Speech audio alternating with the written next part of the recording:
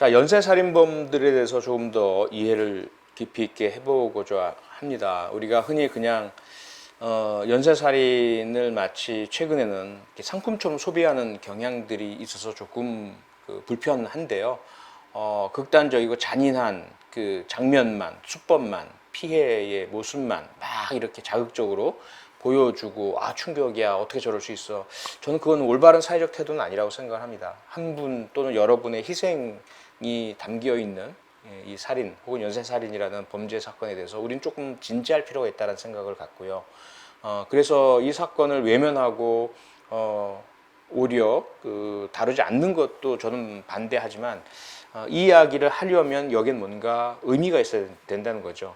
희생자분들의 그런 희생이 헛되지 않도록 무엇인가 우리가 배워야 되지 않겠습니까? 그리고 더 나은 사회가 되어야 될 테고요.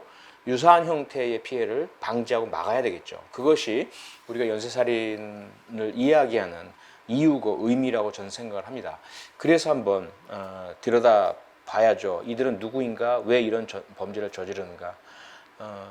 구분 없이 살인들을 다 이렇게 나열하듯이 다루는 것도 저는 좀 반대하고요.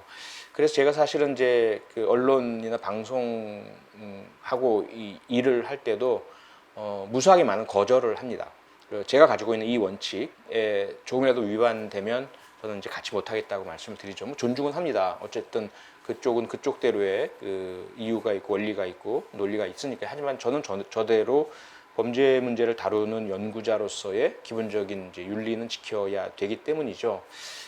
그런 차원에서 이 연쇄살인이라는 것을 별도로 논의해야 할 이유가 있는 거죠. 장대호 무척 많은 이제 이야기들이 있고 그가 어떻다 저떻다라는 평가도 많이 있지만, 그는 연쇄살인범은 아닙니다. 그가 가지고 있는 그런 어떤 가학성과 또는 충동성과 폭력성과 또는 계획성, 이상성, 엽기성 이런 여러 가지 것들에 대해서 어떤 이야기를 한다고 하더라도, 일단 연쇄살인이 가지고 있는 이 본질적인 메커니즘과는 다르기 때문에 좀 별도로 논의를 해야 된다는 거죠. 근데 막 섞어서 이야기를 하는 경우도 있어요. 그렇게 되면 연쇄살인범들과 그렇지 않은 살인범들 또는 자신의 가족을 살해한다든지, 그래서 그 방식이 막 잔혹하다든지, 시신을 훼손 유기하는 것 방식이 잔혹하다든지, 당연히 그 잔혹성에 대해서야 누가 더 낫고 덜하고 이런 것을 따지기는 어렵겠지만, 기본적으로 조금 연쇄살인의 메커니즘 속에 들어오지 않는 그런 범죄자들이 있습니다. 그럼 왜 우리가 이것을 구분해서 보느냐? 예방 차원이죠. 어떻게 막아내고 어떻게 중단해내고 어떻게 차단해내느냐의 문제입니다. 그런 차원에서 연쇄살인이 가진 의미는 뭐냐면 중독이라는 현상입니다. 살인이라는 것에 중독된다는 의미이죠. 있어서는 안 될 부분입니다. 우리가 이제 이 중독이란 말도 사실은 조금은 잘못된 표현이죠. 의존이라는 것이 올바른 표현이죠. 어떤 현상에 지나치게 의존하게 됨으로써 그거 없이는 삶을 영위하기 힘들어지는 현상. 이것을 이제 의존증이라고 합니다.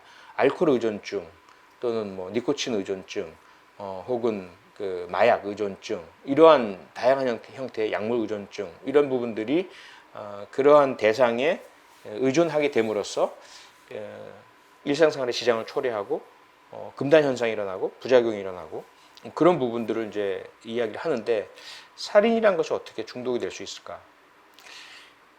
이건 도박 중독과 비교해 보시면 이해가 되실 겁니다.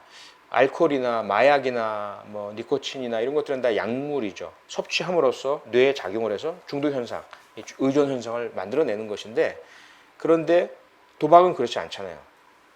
어떤 행위입니다. 행위이고 그것을 내가 함으로써 여기에서 느끼는 그런 이 대뇌 변연계의 선조체의 어떤 활성화 현상, 그래서 엔돌핀이라든지 이런 신경 전달 물질이 막 분비되는 그 느낌, 그래서 아주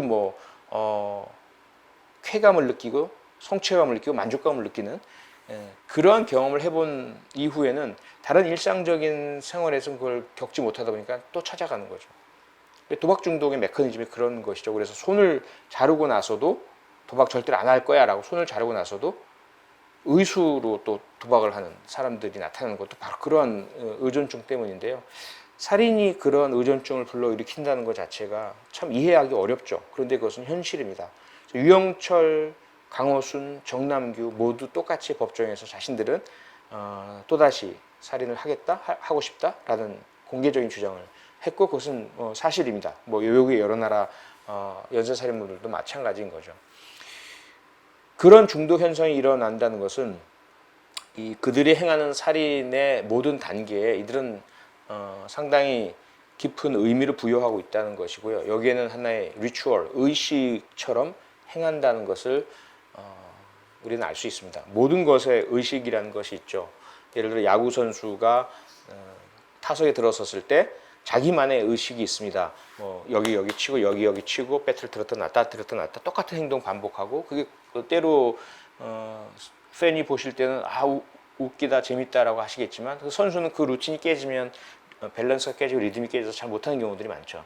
그 하나하나의 의식, 리추얼 행사할 때도 그런 게 있죠. 무슨 국회에 대한 경례, 차려, 이동, 이런 것들이 다 의식이 마련되어 있고 그 의식 절차가 제대로 이루어지지 않으면 문제가 생기는 프로토콜이 깨지는 이런 것들이 있듯이 연쇄살인범들도 자신이 중독되어 가는 이 살인에 있어서 자기만의 리추얼, 자기만의 의식을 행해 나간다는 것을 우리는 확인할 수 있습니다.